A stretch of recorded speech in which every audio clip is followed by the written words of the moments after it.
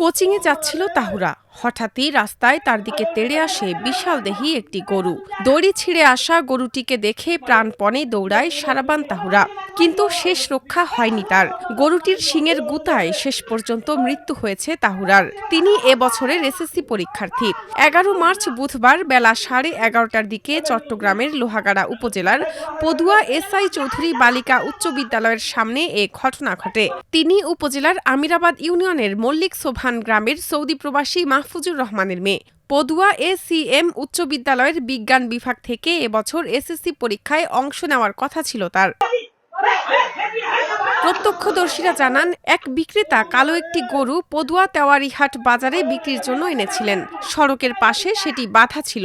তাহুরা পাশ দিয়ে কোচিংয়ে যাওয়ার সময় হঠাৎ গরুটি দড়ি ছিঁড়ে তাকে তেড়ে আসে। এতে তিনি সড়কের পাশে বাঁশের স্তূপের ওপর গিয়ে পড়েন। স্থানীয়রা তাকে উদ্ধার করে উপজেলা স্বাস্থ্য কমপ্লেক্সে নিয়ে গেলে চিকিৎসক তাকে মৃত ঘোষণা করেন। এ বিষয়ে লোহাগাড়া থানার ভারপ্রাপ্ত কর্মকর্তা আব্দুল জলিল বলেন, তদন্ত করে আইনি পদক্ষেপ নেওয়া হবে।